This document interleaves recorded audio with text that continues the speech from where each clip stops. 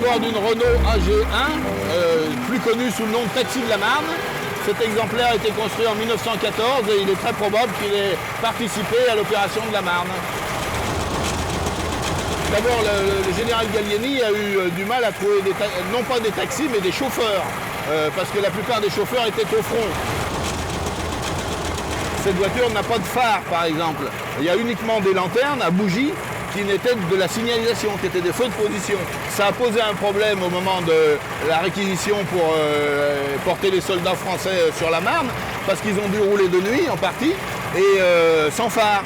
Donc d'après ce que j'ai entendu dire, ils ont roulé en convoi à vue, et certains même se sont perdus, se sont égarés.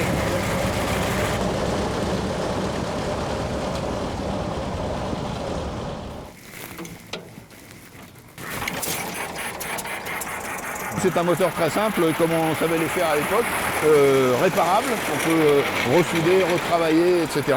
La particularité des Renault, c'était qu'à cette époque-là, Renault était un partisan du capot alligator, c'est-à-dire que le capot est fermé devant, contrairement à beaucoup d'autres marques, et le radiateur, il est derrière le moteur. C'est aussi une voiture moderne pour l'époque. D'abord, en 1914, puisque ça c'est un modèle 1914, c'est une des toutes premières voitures françaises dont la conduite soit implantée à gauche. Toutes les voitures construites jusqu'en 1913 avaient la conduite à droite parce que c'était plus commode pour juger de là où on était par rapport au fossé. Ensuite, ce qui est remarquable, c'est la roue de secours. Les taxis, c'est les premières voitures sur lesquelles on voit arriver ce type de roue de secours. C'est-à-dire qu'on ne peut pas demander au client d'attendre patiemment qu'on ait réparé la crevaison. En cas de crevaison, on monte la voiture sur tri, on détache la roue de secours et puis on vient la fixer avec ses papillons, on vient la fixer en double sur la roue crevée. On jumelle les deux roues, on les rend solidaires, on redescend la voiture au sol, on poursuit sa course, on livre le client à domicile et ensuite on repasse au garage pour faire réparer la crevaison de la roue à réparer. Le compteur, comme on l'appelle, c'est un taximètre. Il est entraîné mécaniquement par un câble qui est pris sur la transmission pour compter le nombre de kilomètres, les distances parcourues. Il y a le drapeau qui indique si la voiture est libre ou en service.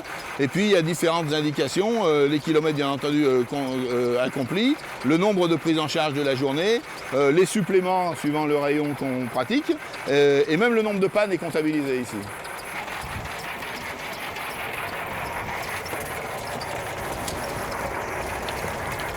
Hop. La conduite est tout à fait normale, hein, le débrayage. Le levier de vitesse qui n'est pas en H mais en ligne, donc on va passer la première vitesse, voilà, et puis on lâche le frein à main, on accélère avec la pédale de droite, et normalement si tout se passe bien on démarre. C'était déjà une voiture peu ordinaire parce que c'est une des premières automobiles qui a été conçue pour être un taxi, qui a été carrossée en taxi. On disait d'ailleurs à l'époque un fiacre automobile, c'était une appellation qui venait de l'hippomobile, des voitures à chevaux. Les vitesses de la boîte ne sont pas synchronisées, donc on entend bien à chaque passage de vitesse, les pignons se mettre en prise dans la boîte. Ça réclame une certaine habileté parce que suivant le régime du moteur, il faut composer avec la boîte de vitesse pour éviter de la faire trop craquer. C'est une voiture qui était destinée à rouler uniquement en ville. Donc il n'y avait pas besoin d'un moteur très puissant. Le moteur est un 2 cylindres qui fait sur cette version-là 1200 cm3 et la puissance fiscale est de 8 chevaux. Et à cette époque-là, la puissance fiscale, c'était la puissance réelle.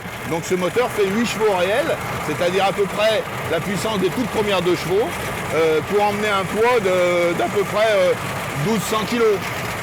Aujourd'hui, il doit en rester une trentaine en état en France et peut-être la moitié en état de marche.